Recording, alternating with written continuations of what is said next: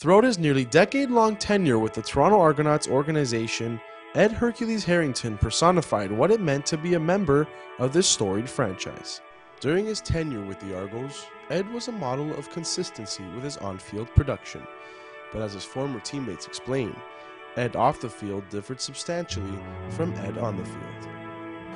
No, Ed, there were two Ed Harringtons. There was the Ed Harrington that you met off the field and the Ed Harrington that was on the field, and they were very, very different. Ed was a big man, 245, and that was a big man back then. Very muscular, Mr. Oklahoma, outstanding physique, worked very hard to maintain his fitness. Quiet, shy, never seemed to get upset, never raised his voice, just a wonderful guy.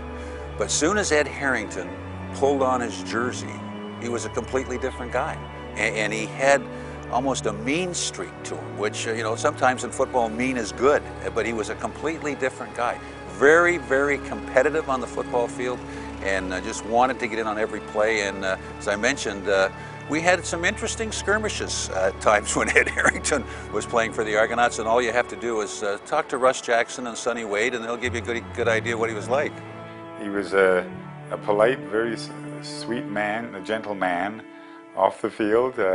He was a very physical guy on the field, and an all-star, and just a guy you wanted a defensive end on your team. I would not have wanted to be running near Ed if I'd been on an opposition team. When he played with me with the Rifles, he was just a great football player and an inspirational guy, clean cut. You know, he'd knock your head off on the football field, but off the football field, he was the most polite, nice, down-to-earth guy that you would ever want to see. And I got nothing but admiration for Ed Harrington. And, you know, when you put together a football team, it'd be nice to have about 20 Ed Harringtons on the roster. Apart from his substantial contributions on the field and for his teammates, Ed focused his downtime on being a model citizen and helping with the less fortunate children in his community. And it's something that he continues to be very passionate about today, long after his playing days are behind him. Well, I had a full-time job working with kids, excuse me, teenage kids in Toronto during the years that I played football. And that, I think, was very meaningful because the kids watched what you did away from the football field. And going and speaking to young persons in different groups and organizations throughout the city was a part of what I did.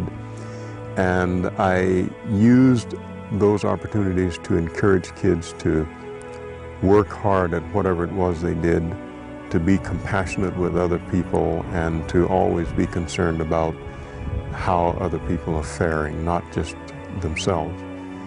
And then in later years, I went to work for the provincial government and ended up working the last 18 years of my career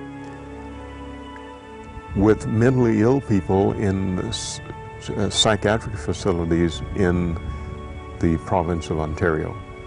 I enjoyed that work very much, and I'm still involved to some degree in support services for mentally ill and community mental health organizations in the North Bay area. This football was given to me by the boys at Clifton House for Boys, the kids that I worked with for so many years. And they all signed this ball when they gave it to me, but then shortly after they wanted to take it out and play with it, which was okay, but a lot of the names got erased from it. So that's a very valuable ball as well. Retired from the game of football for now nearly 30 years, Ed spends his days on his farm in Field, Ontario with his wife Terrell. But although he is geographically far from the city he once called home, Ed still surrounds himself with memories of his time with the Toronto Argonauts. That's when I was with Clifton House for Boys playing Santa Claus for the boys back then. And that's a team photograph of Toronto Argonauts from 1968. A lot of memories there. People like Lou Heyman was there, Tommy Bowen, Bill Frank, and Leo Cahill. Good memories. That was photos from the game against Montreal that was so highly publicized. It was played in CNE Stadium, and as you can see, that was before artificial turf was there. It was muddy. We had knocked Sonny Wade's helmet off, and the ref was trying to keep the teams apart. I'm Ed Harrington, number 54 for the Toronto Argonauts. For the Toronto fans over the years, I have the greatest of respect and admiration because you have been supportive of the Toronto Argonaut Football Club since before I became an Argo in 1963.